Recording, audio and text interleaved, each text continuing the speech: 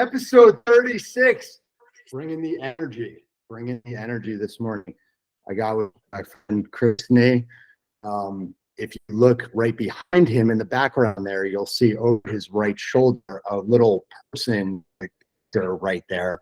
That's me almost hitting the green at Sawgrass right there. Yeah, that guy right there. See? This guy, yeah. Yeah, see that guy.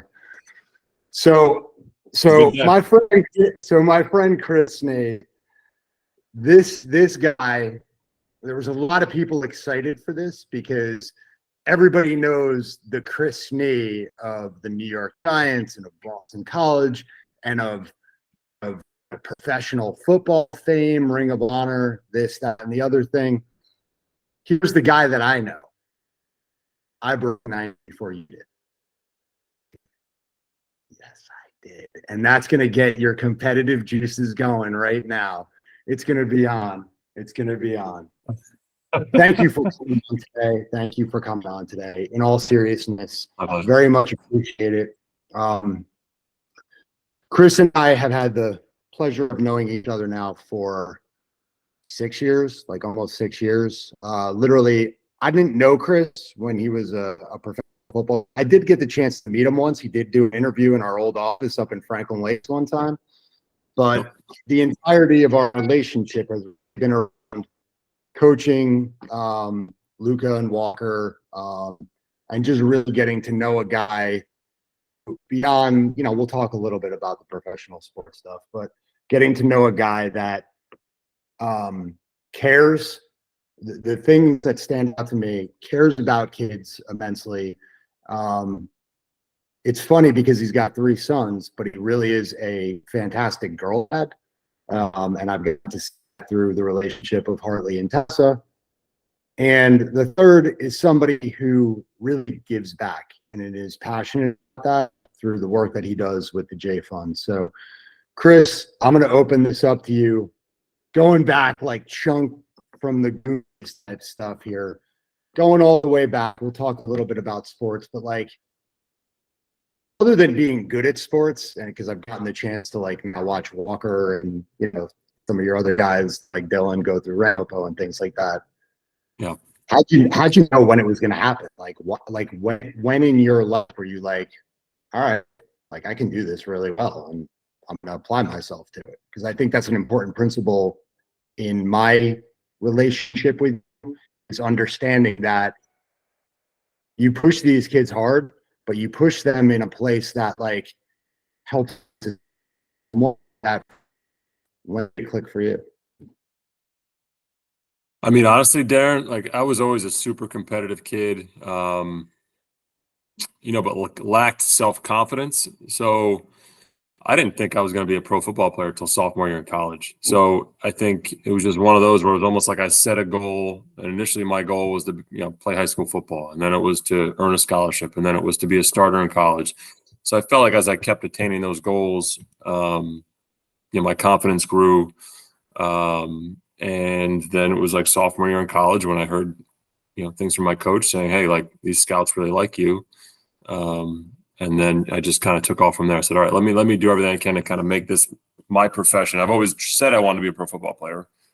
It seemed far-fetched until that point in time. So I think I just went after it. And like I said, I think that just comes from the inner competitive fire. I think I'm competitive in whatever I do. You can ask any family member or anything. I just whatever I do, I want to do the best I can. I don't want to half-ass anything. I want to go all in, and that's just kind of been my makeup, and that's kind of what I tell my kids, and that's why we kind of tell the kids we coach is that we want those competitors.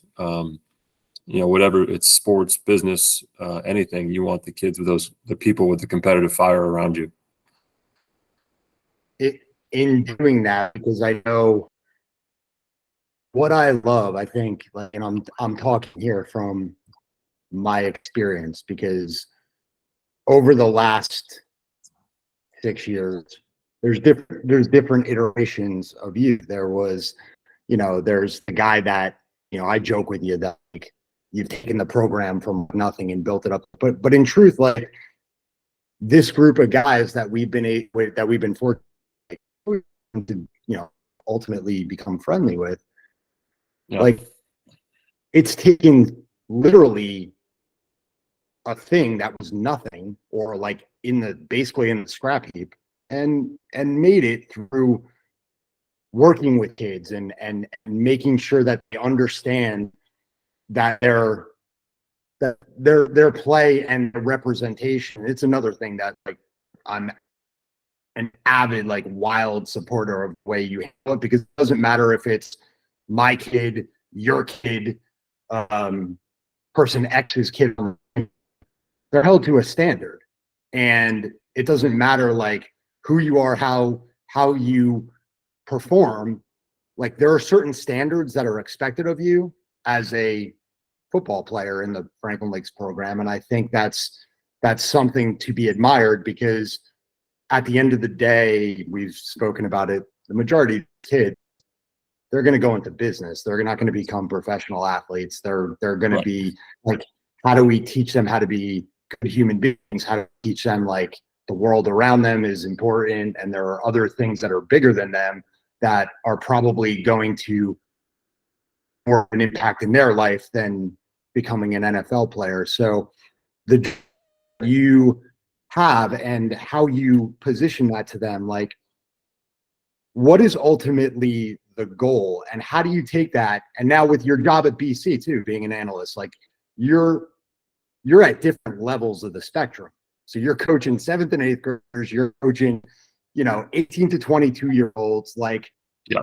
What life experiences for you give you that sort of perspective from both sides to be able to help young people? Because I think it's a big part of who you are.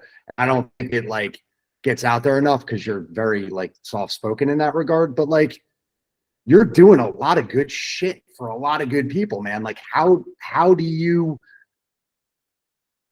what's that driving you? Like, did you have that when you were growing up? Like, was that something that your coach did for you, or, like, what was it?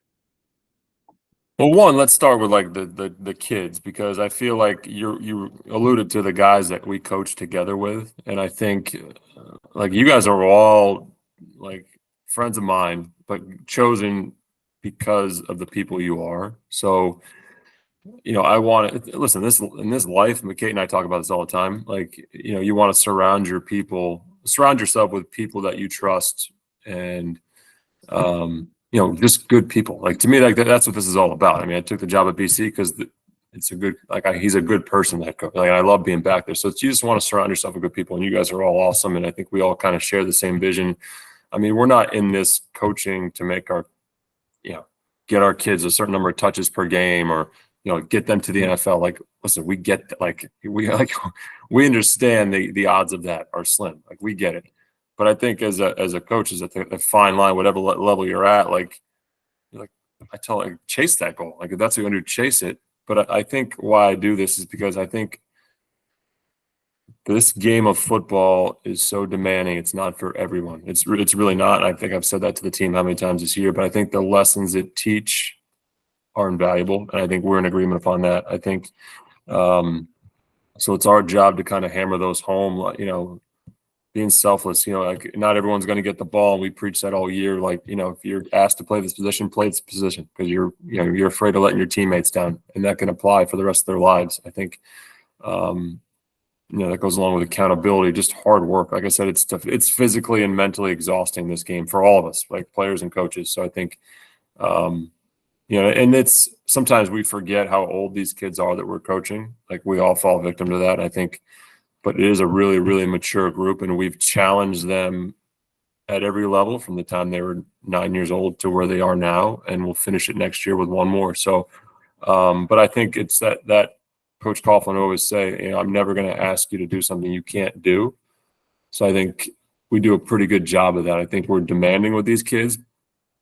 They're held accountable, and I think they're learning a lot. I really do. And little things like the handshakes at the end of practice, like that, to me, where they shake your hand and they look you in the eye. Like, that is something that has kind of been lost a lot nowadays, I think, with this generation. But I think, those kids have all bought in. It's just part of what they do at the end of practice. Like, they come up, they shake hands, and they look you in the eye, and I think that is something that is invaluable, and that will be something that they'll do hopefully for the rest of their lives. And, they'll remember like, hey, coach, the coaches said, give me 7, right? 5 fingers and 2 eyes. Like that is kind of like what we want to teach. And that's just a small example, but that is like, I do it, Darren, because I love the game. That's the only reason why I'm driving up and down the Merritt Parkway every week to Boston and back here in time to coach these kids. I love the game, and I also know this window to coach, my son, your son, all these kids is small and it's closing fast. So I think, as much as it may kind of jeopardize what I want to do career-wise, I would regret it forever if I didn't, kind of finish this journey with this group of boys. I actually stumbled upon something yesterday that I put up on my Instagram, whatever, my stories or whatever. It was Michael Keaton, and he was talking about hanging out with your kids for as long and as much as possible. And he's like, I've lost gigs over it. These are things. I mean, it was part and parcel why I started doing this. Like, as a career in my mid-20s, there have been times in this 8-year journey of running DSM that I haven't made as much as I was making in my mid-20s working in Manhattan. But the whole point was to, and again, it goes beyond, and it'll play like into this weekend. Like I get to go to Dallas this weekend to go see a kid who, before I coached him in the 5th and 6th grade, was in shock for 6 months because he had severe digestive allergies. And now the kid is, a player on the team at the University of Oklahoma. Like, when does that happen to a kid from Wyckoff? It's like crazy. Yeah. But giving back and the culture. So the culture that you preach when you're talking about these kids with sports, the other thing that, being a professional athlete doesn't exactly lend itself to like putting yourself out there all the time and whatever, but like when you were past your career and seeing how you are with your family and how much travel you and Kate do to get up to Dylan's games in Boston or to see Coop and traveling all over, like, God's green earth for hockey and getting back here for Walker. And then even like getting to Heartland Hesse soccer clinics on Saturday mornings and things like that. Yeah. That culture that drives you in the sports side, how has that applied to like your family? Because as much as you are competitive and driven, I see you being that like culture leader and driver. And again, it's like different, obviously with a husband and a wife, because it's the same way with me and Samantha, but like, how does that culture drive you as like a dad? Because you guys are the parents of the year. Like, we have 3, we don't travel like you guys do, but how is that driven you to like let your kids have opportunities to do like hockey and like see Cooper being successful and Dylan being successful at Tufts and Walker doing his thing and Hartley cheering and soccer and lacrosse and all this? Like, what's that core value, like culture value, that's taken from sports into your family that like drives you guys to be such like an awesome family?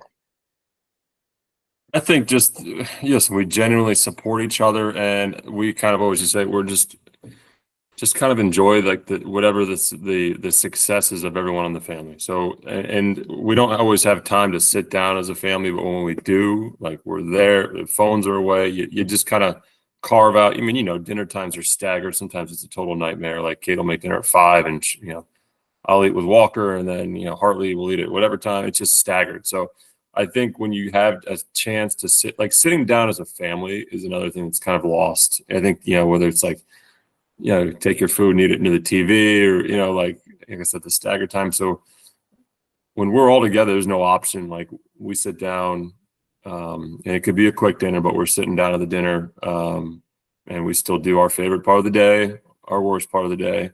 It's something we've done since the kids were little.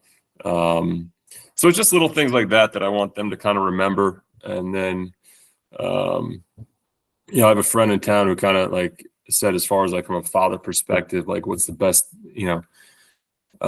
best thing you can do for your son and best thing you can do for your daughter? And he said, best thing you can do for your son is love their mother. And then, because they'll see how you treat her. And then for your daughters, be the man you want your daughter to marry. And there's actually a book about that. And and listen, am I perfect? No, like this, there's days where you just got, you lose your cool, and maybe you're not the ideal husband or father. But I think in general, as I've gotten older, I've kind of, really kind of looked at that and just always remember they're always watching. And that's why it's so important for us to try to get to every game. And even if we're divided, one, like this weekend, Kate's going to Boston and I'll be here. Because no matter what age they are, they want to look over and see in the stands, and they do. Like Hartley will flash a smile at cheer, like she wants to know when mom or dad are there. And Coop's on the ice going 90 miles an hour, but he's peeking out the side of his eye to see where we are. And that's where I've kind of grown too, is I've known that they're always watching, and then like negative body language affects them when they're playing. So like you may not think they're watching it, but they're watching it. So Walker's told me, Dylan's told me, like they're always looking, and they're appreciative of the chaos and getting everywhere. And sometimes you can't, right? You got 4 kids, you got 2 parents, so sometimes you're not going to be there. But I bet your ass I'm going to watch a recording, or if I'll go back and watch Cooper's games or Dylan's games, and I'm going to catch up, because I'm not going to miss a snap. Because like I said, I got a couple of years left of Dylan and Dylan playing ball, and that's kind of a bummer, because he loves it, and it's been fun. It's been fun to watch him play since he was in 5th grade. So it's just the window closes, man, and it's you got to take advantage of everything. But I just they want to see you there, and as much as sometimes they don't show it, right? Like you see Walker, like the guy's as stoic as I am, but like he cares, and he wants to know that you're there, and he wants to know that you're watching. And I think he's always kind of like all the kids. They just want approval of mom and dad. One of the it's interesting because I was doing this, and Chris and I have been coaching together now for what's going into the 5th year. It's funny because he realizes how much of a sort of maniac I am. I get very much into the game, and I get very much into the competitive nature of the game. Sometimes I get a little louder than most everybody else. But one of the moments that actually, I don't think I told you this, so there were some moments like when you get into that self-awareness, okay? So when you begin to be self-aware, like year 1 I wasn't very self-aware, and now I'm more self-aware because like you've been through it, people have seen, know what you're about, like you care about the kids. And in a moment, I was kind of like listening to you and like, some of the other guys, and it's like I'm super hard on Luca. And when I am super hard, it's because I'm trying to push him to, like, to your point, like, do better. There's more you can do. There's always more you can do. You can always try to do a little bit more. And sometimes your kids are built the same as you are. Like I was always just driven to be like, what's the next brick wall I could put my head through? Like, that's just the way I am. Yeah. And I asked him flat out, and I said to him before the season started, I said, do you want me to coach, or do you kind of want me to take a step back? And Luca, I'm sorry, I'm putting this on camera, but like kind of welled up a little bit. And he's like, no, I need you there. I want you to be there. And that was something that I was coming from a place of like, you want your space. You want to spend these last 2 years and just have fun and like do your thing. And he was like, it means so much to me. And it's something that I didn't fully understand when I was a kid. I was lucky enough that my dad had his own business. He would show up like in our grade school when we were just jerking around playing football with like donuts. And all my buddies thought it was like the coolest thing ever. And I'd be like, everybody else's dad was in New York doing their, corporate job. And I'd be like, what are you doing here? Like, why are you like, you're embarrassing me. And it's only now, years later, that I see like being the product of a second marriage and losing my dad early, like how fortunate and blessed I was. Like that's what his joy was, be able to just go sit and watch us jerk around after school playing football, in the school. So that was something that was very meaningful to me. Final part of what I wanted to talk to you about, because I like I want a great deal of reason to do that for you. But one of the things most stands out to me is your empathy and compassion with regards to the stuff that you do for nonprofit work and giving back, and like how much of a part of the fabric of it is for you, and trying to get the kids involved with like the buddy program this summer and things like that. Why is that? I'm just flat out like, why is that a big deal for you, and why do you think it's so important for kids to be able to do that? I mean, it's a big deal for me, and it's because of the Coughlin family. It's because of my wife and her family, and it was something that, listen, I grew up in the sticks of PA, man. I was just kind of sheltered, and that wasn't a part of. I didn't really, have any awareness to it, but I think just marrying it would indicate, and just seeing the impact that one, like, listen, there are so many worthy charities and causes throughout the world, and listen, before I lose track, like the support from you and Samantha with the J Fund is amazing, right? And on top of everything else you guys do, you're really amazing people, and it's just, but to me, it like you look at, I mean, you've gotten to deal, like, for example, like Camilla, like girls like Camilla, like I've known her for years, but just like, you think of the impact you have on them, but the impact that they have on us. So I admire like what these children and these families deal with in the face of this adversity, and just like, and we talk about this, like the outlook they have, how positive they are with everything they're dealing with. And we'll come home and we'll complain about stuff in our life that's just meaningless. It's stuff that we shouldn't be complaining about. And I think that is why, one, we want to have our kids active in this foundation, and we want them to continue it after, we're all gone. Like, we want this J Fund to keep going, and we want them all to be active and involved. But for them, it's just been eye opening. And what stinks about this is, for years we'd go to St. Joe's Hospital, and we deliver presents and stuff, and we'd bring the kids with us, and they'd hand the presents out, and they'd open them with the kids, and they'd play with them. And honestly, Darren, that car ride home after was the quietest car ride you could possibly have with kids. There's no fighting, no bickering. And I think they generally enjoyed being there with the other kids who were dealing with cancer. And, they kind of understood why the J Fund was so important, why all these other foundations are so important, and why giving your time is invaluable. So I think that was, but with COVID, obviously the hospital visits have been restricted a little bit. So as far as like staying involved, it's a little bit harder to get them there. But I did want to open it up. We kind of talked about doing a couple of things, just giving our football team the option to do some charity work, just to kind of, we can't make them, right? We're volunteer coaches, but I think just kind of giving them options and giving them the opportunities to give back to the community is important. And I think it's done great things for my kids, and we just wanted to open it up to everyone else. But I'm involved because my wife is involved, and her family is so involved and invested in the J Fund, and so it's a big part of what we do nowadays. And I know you do the same thing. It's funny you mention it, because we'll tie it up with a bow here. I think this is an important and invaluable lesson.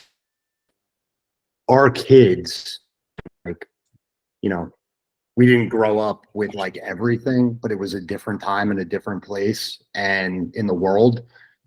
And our kids now, growing up in Franklin Lakes, and I'm saying this with a grain of salt. I mean, I joke I grew up in North Hawthorne, which was technically Wyckoff, but I grew up with working class parents that came from Garfield and Lodi, and like every generation tries to be better than the next and give your kids more. And the cliche about that, like, our kids literally have everything.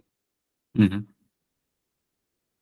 For them to be able to, some of the most fun moments that I have with Tessa, and I'm totally working on, this is my wife, I have to do more with my daughter. I'm stuck with you and for the next 2 years with Luca. Like you said, like, I get out of the house every night. Just till Thanksgiving, man. Just till Thanksgiving, then you're back. Yeah, just till Thanksgiving until A 4-month contract. Yeah, until Produce Pete, aka Greg Colo, come and coach a sport I have no clue how to coach. So yeah, just come out and coach lacrosse. I'm like, yeah, great. Yeah. I never did that in Right. my life. But having the means to give your kids everything, and yet some of the best times, like Camilla, because of football, couldn't get to the singing thing, and having a Sunday morning conversation via FaceTime with Tessa and Luca and Evelyn and some to get just to be able to like congratulate her and everything she's been through. It's be able to give your kids everything and yet have them understand, have the capacity to know that there's so much more to give, I think is so important. And I think that you guys really embody that. And it's more about like not just being an ex-professional athlete and giving your money. It's about giving time and giving energy. And like that means so much more to the people that are enduring the hardship than just cutting a check to somebody and being like a face.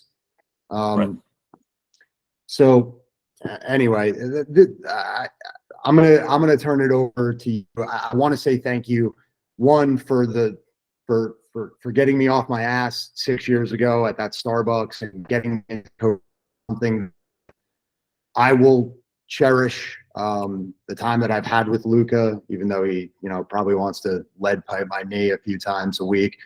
I appreciate all that you do, and I think it and I know you'll never say it, so I'm just going to say it here.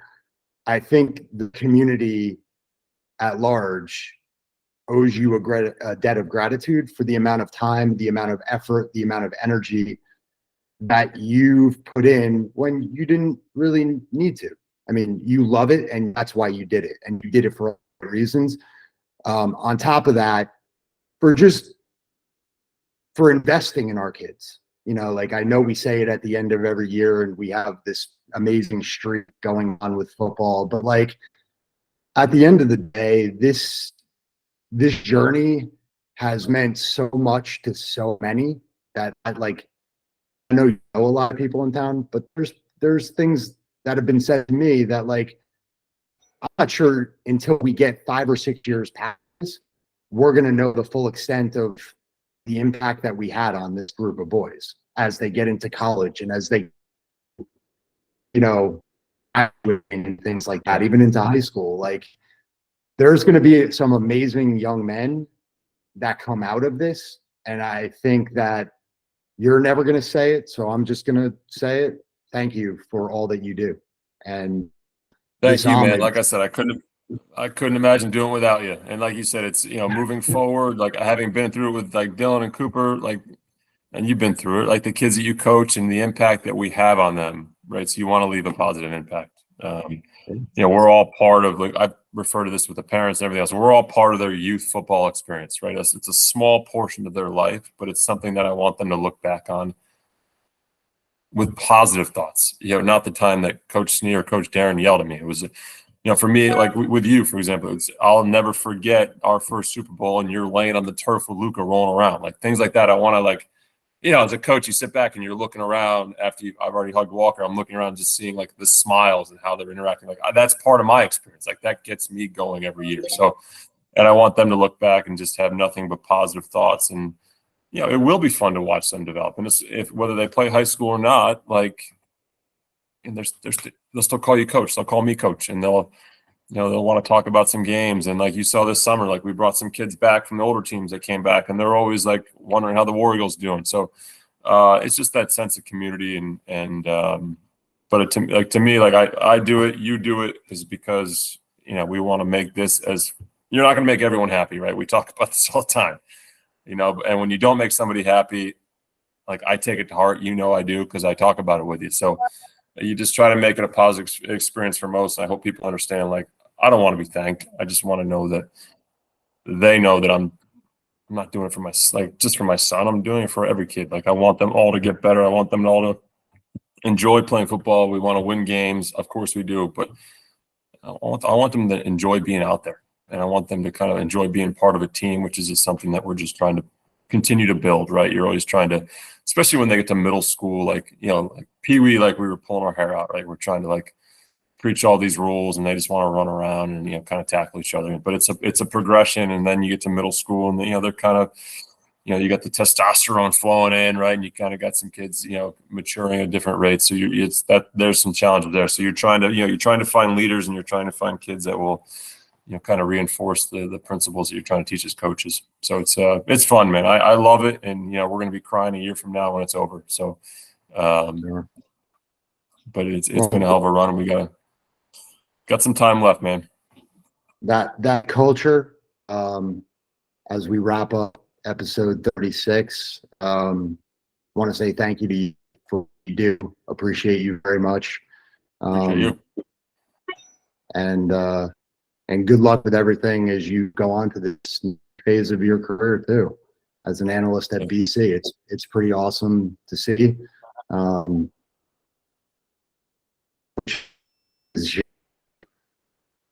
mean, you're obviously talented at what you do, but the amount of energy and that you've given to other folks around here is truly amazing. So the community thanks you. I thank you, and that's a wrap, man. I hope that was easy.